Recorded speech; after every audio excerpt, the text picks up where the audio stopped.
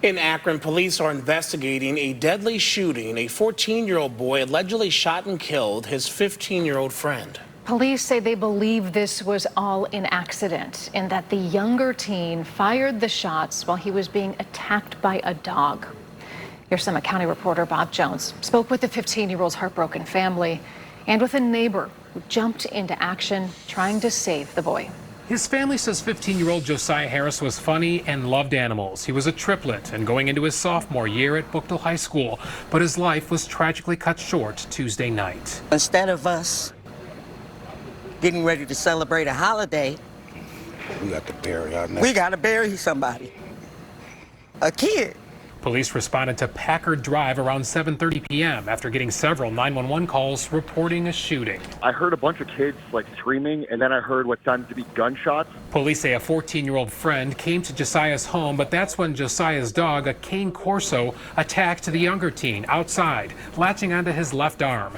Investigators say the 14-year-old pulled out a gun, shot the dog, and then accidentally shot Josiah in the abdomen. Family members say Josiah was trying to protect both his friend and his dog when he was hit by a bullet. He cherished that dog, and at the time of the incident, he was just trying to protect his dog from being shot, and unfortunately, that's what happened. He ended up getting shot. He tried to shelter him. Tyler James did everything he could to help Josiah after the shooting. He's a neighbor and a combat medic in the Ohio Army National Guard. He performed CPR on Josiah. I kept thinking what I would do if it was my kid or. Sorry, I pray for his family. The combat medic says some of the teen's final words have left him heartbroken. He kept saying, just tell my mom I love her, just tell my mom I love her. I try to keep him with me. Josiah died at Akron Children's. The 14-year-old also went to the hospital for bite injuries, and the dog was taken to a vet. They're both so young.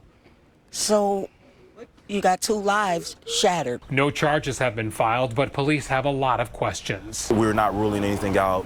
We do need to look into how he was able to access a gun, where he got it from, who the gun belonged to, and there's a lot of unanswered questions that we need to get down to the bottom of. Questions Josiah's devastated family also want answered. We need to pay more attention to our children. Bottom line, it needs to stop. In Akron, I'm your Summit County reporter, Bob Jones. And Bob is committed to covering the communities where you live and where you care about most. If there is a story idea you think he should look into, his email address is bjones@wews.com.